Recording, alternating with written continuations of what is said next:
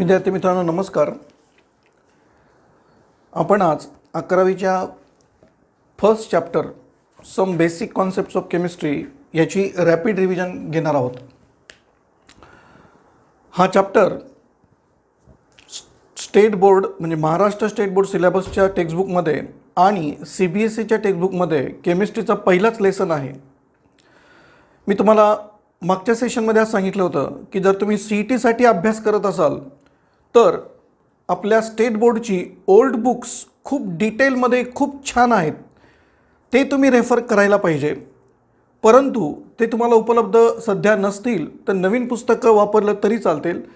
नाहीतरी आपल्याला नवीन सिलेबसनुसारच पेपर निघणार आहे, पण आपण प्रिकॉशन म्हणून जास्त नॉलेज म्हणून ओल्ड बुक्स मी तुम्हाला रेफर करतो आहे. ठीक आहे, तुमच्याकडे जर जुनी 11वीची पुस्तकं असतील तर तुम्ही त्याच्यातून डिटेल अभ्यास करा. सध्या ह्या लेसनसाठी ह्या सेशनमध्ये ह्या पिरियडमध्ये तुम्ही नवीन बुक उघडला असेल तर फारच उत्तम. So you can take your books with you and now you see on the first page of the standard 11 some basic concepts of chemistry what is given. काय दिलेलं आहे पहा. सुरुवातीला इंट्रोडक्शन दिलेलं आहे, माझ्यासमोर सुद्धा तेच पुस्तक आहे. नंतर नेचर ऑफ केमिस्ट्री, त्या इंट्रोडक्शनमध्ये केमिस्ट्री म्हणजे काय, केमिस्ट्रीला सेंट्रल सायन्स का म्हणतात असं दिलेलं आहे.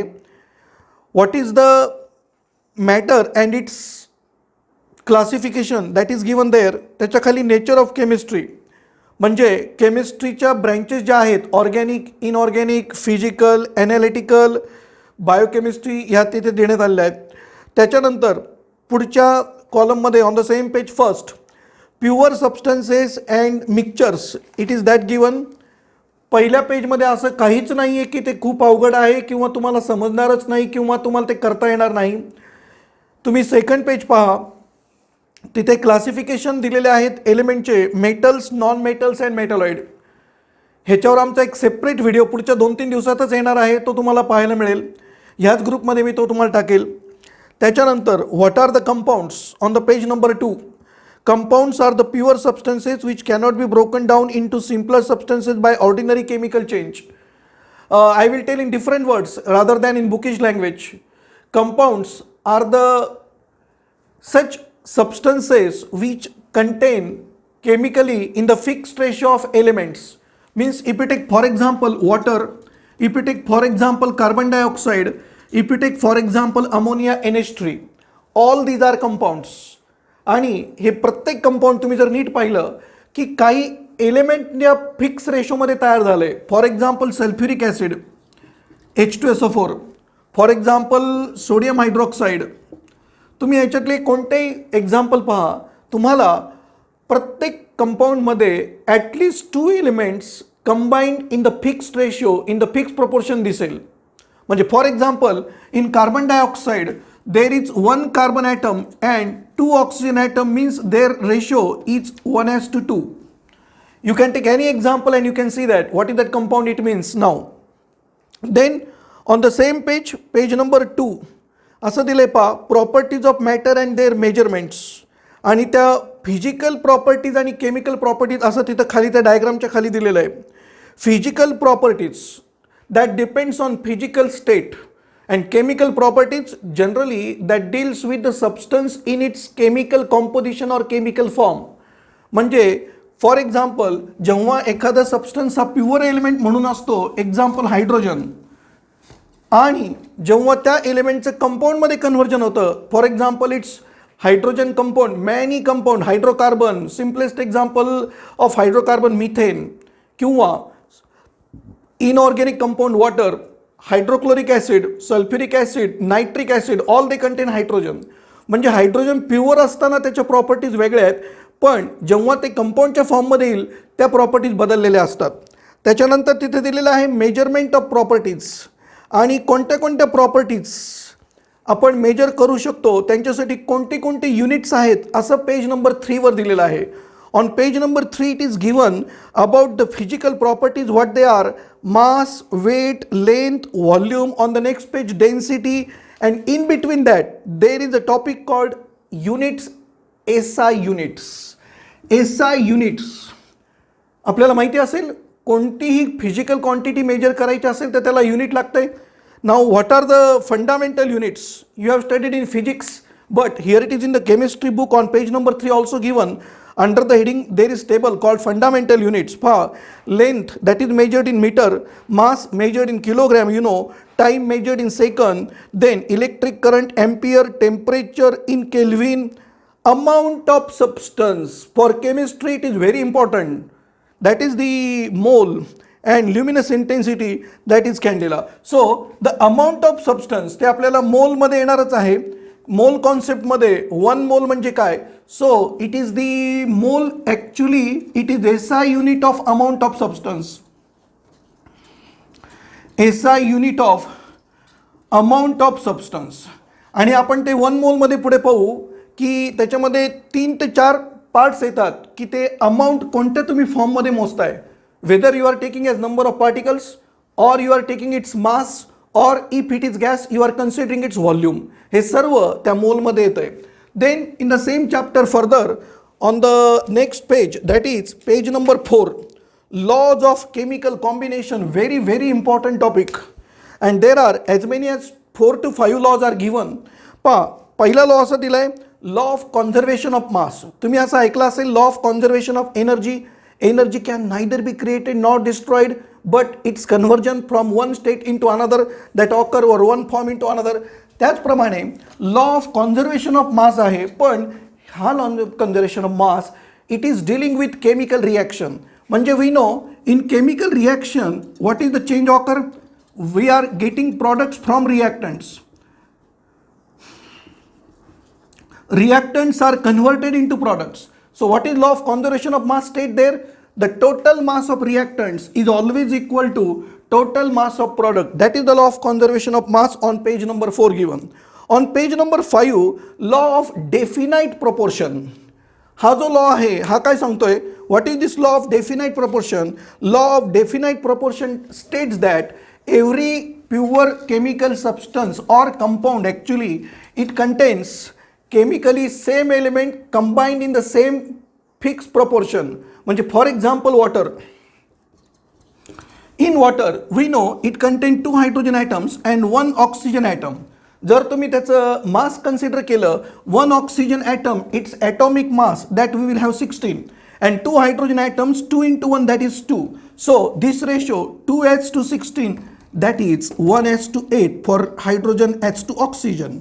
हा जो रेशो येतोय hydrogen H to oxygen 1h/8, हा तुम्ही कोणतंही प्युअर वॉटर घेतलं फ्रॉम इट्स एनी सोर्स, मग ते वॉटर रेन वॉटर असेल किंवा फ्रॉम रिव्हर किंवा फ्रॉम सी वॉटर, किंवा ते पाणी अगदी अमेरिकेतलं पाणी असेल, भारतातलं पाणी असेल, कोणत्याही ठिकाणचं पाणी असेल, त्याच्यामध्ये if it is pure water I mean, then always this ratio of the hydrogen and oxygen, that is the law of conservation. I am sorry, this is the law of definite proportion. त्याला law of fix proportion असंही म्हणतात. Then it is law of multiple proportion.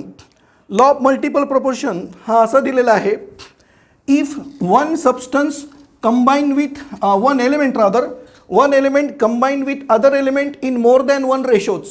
For example, carbon combined with oxygen in more than one ratio. One form carbon monoxide and other gives carbon dioxide. Can you see? Then if one element's mass remain constant, like in both compound, here is one carbon there, the different masses of the other element combined with the first element, that bear a simple ratio. म्हणजे आता ह्या दोन्ही कंपाऊंडमध्ये there are, can you see, only 1 carbon atom, but carbon monoxide has 1 oxygen atom, carbon dioxide has 2 oxygen atom, and this ratio, simple ratio 1:2. That is the law of multiple proportion as given on page number 5. Then on the same page 5 there is Gay-Lussac's law of gaseous volume. What is Gay-Lussac's law? According to this law, to tell in very short rather than in bookish language, पुस्तकातल्या लँग्वेजपेक्षा तुम्हाला जर simple याच्यात समजून घ्यायचं असेल, whenever gases react either as reactant or product, म्हणजेच gases in reaction, in the reactant and product, they are always in the simple ratio. They combine always in the simple ratio. Simple ratio म्हणजे काय, तर integer number ratio, कधी तिथे fraction येत नाही. म्हणजे for example if you take the reaction between hydrogen and chlorine that gives 2HCl. Hydrogen gaseous, chlorine gaseous gives 2HCl gaseous. This ratio you will see that is 1H2 1H2 and that is the simple ratio. And this is the what called as Gay-Lussac's law of combining volume of gases. Then next is Avogadro's law. Very important Avogadro's law. According to this law, equal volume of gases contain same number of molecules under the same conditions of temperature and pressure. We have different video for that. मी Avogadro's law आणि Avogadro's नंबरसाठी एक वेगळा video केलेला आहे, तो पण तुम्हाला मी ह्या ग्रुपमध्ये टाकेल, तुम्ही तो जरूर पाहावा. देन म्हणजे ॲव्होगाड्रोज लॉ रिव्हर्स स्टेटमेंटमध्ये काय म्हणता येईल, equal number of molecules under the same conditions of temperature and pressure, they occupy same volume. This is only for gases, remember. Then the next is Dalton's atomic theory, very important.